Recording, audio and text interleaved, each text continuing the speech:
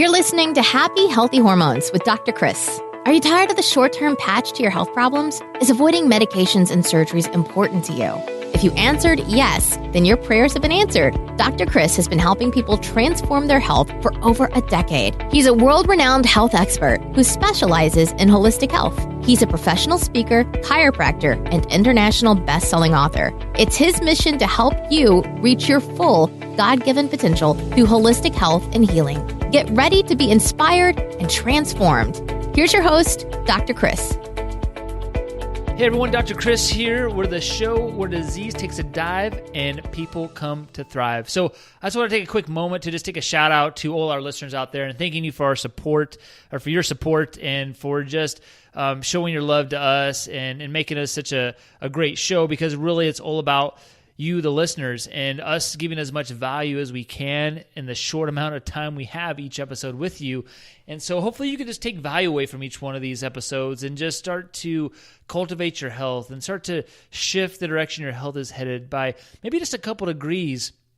And if you keep doing that and you keep being consistent in these changes, you're going to look over the course of these next couple of months or these next couple of years even and be a totally different person for the better. You're going to have a healthy body. You're going to have a healthy mind. You're going to have a healthy spirit. And you're going to see things being attracted to your life that you never even thought possible.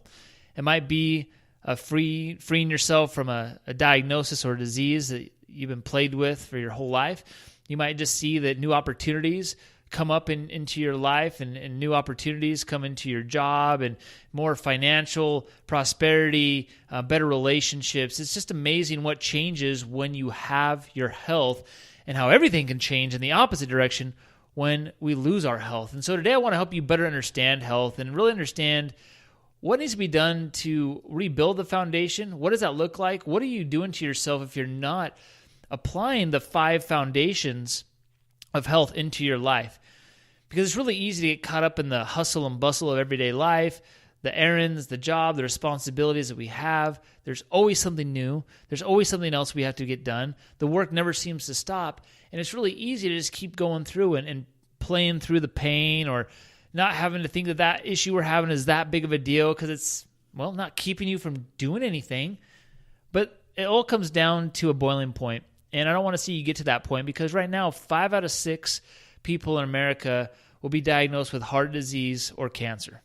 In fact, 1 in 2 will be diagnosed with cancer specifically. And overall health as a country and the industrialized nations, we suck. I mean, we are 37th out of 37 industrialized countries.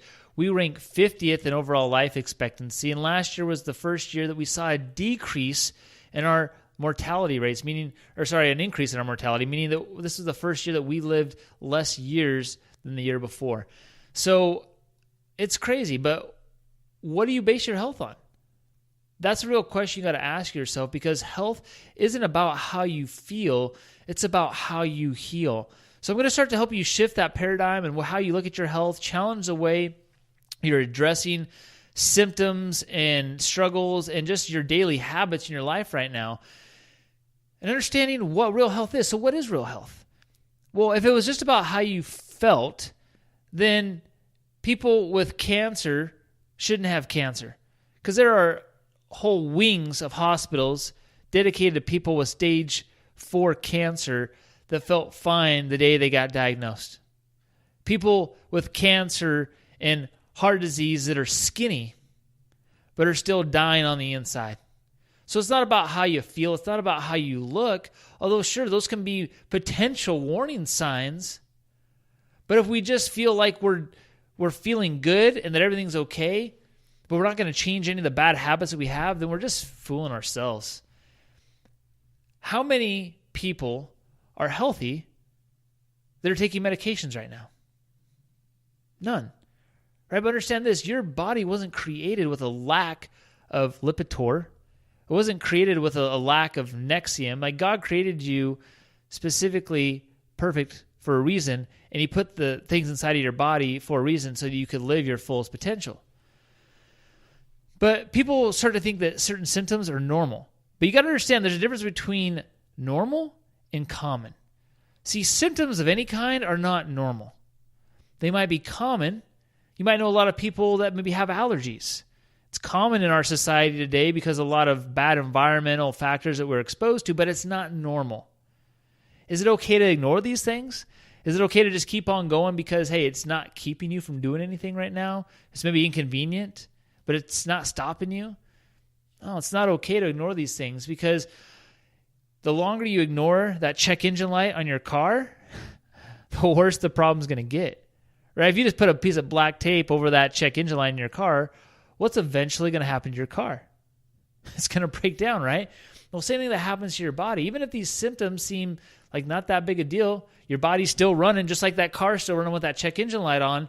If you continue to ignore those symptoms, you're going to have some big issues down the road. And understand that health is a journey, right? It's not a race. There's not a finish line. Disease doesn't put itself on hold for vacations or a stressful time in your life, or because you got a new job, or because you moved. Disease in that process keeps coming at you day in and day out, unless you're putting the right habits and the right foundations into your life to ward those things away. So don't just let off the accelerator just because it's the holidays, or because you're having a busy week at work, or just because it's the weekend. And I'm not telling you need to be perfect, because nobody's perfect. But it's being consistent the majority of the time. Now, when we look at what real health is, the Webster definition is the condition of being sound in body, mind, or spirit. It has nothing to do with how you feel. But here's the thing. The real definition of health is how you're functioning. Health is 100% function, physically, chemically, and emotionally, not just a lack of a disease or a symptom. So, some people might say, well, hey, you know what? I'm healthy if I'm, going to the doctor, I'm getting checkups. They say I'm quote unquote healthy. I have good labs. I'm feeling good. I'm looking good. I'm eating well. I'm exercising.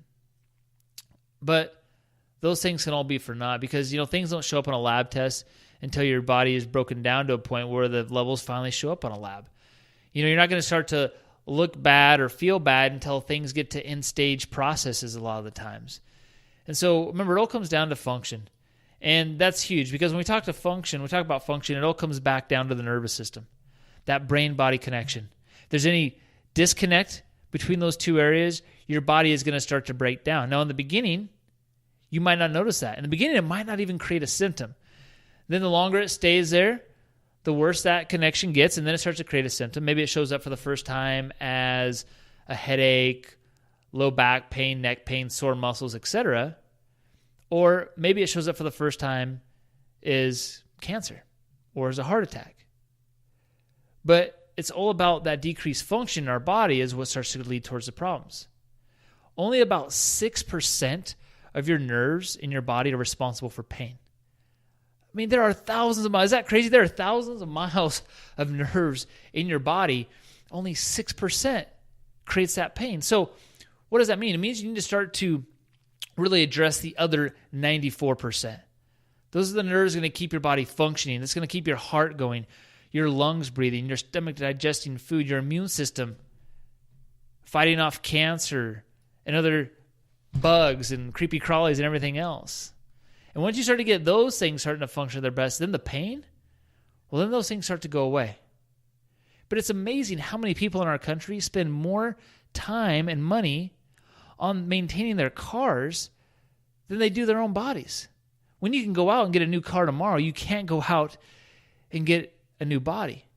The average American right now, a study I just saw about a year ago, said the average American spends $800 a month on their cars. Say, $800? No way, Dr. Chris. I don't spend $800.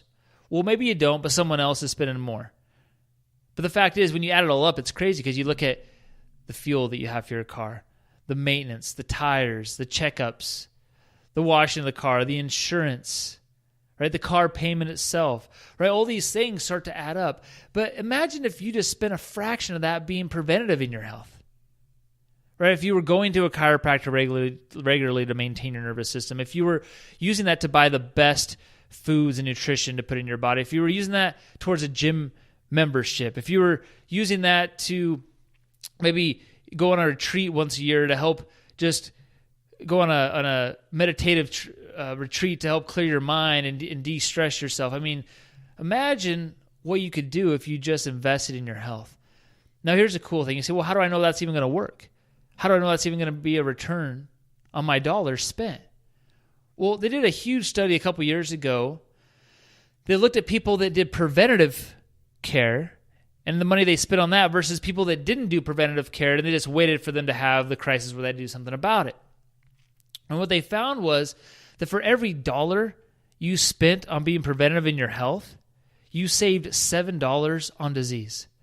A 7-to-1 return on your money. I mean, if you can find a better return on your money, the 7-to-1, you let me know. I'll be all over investing in that.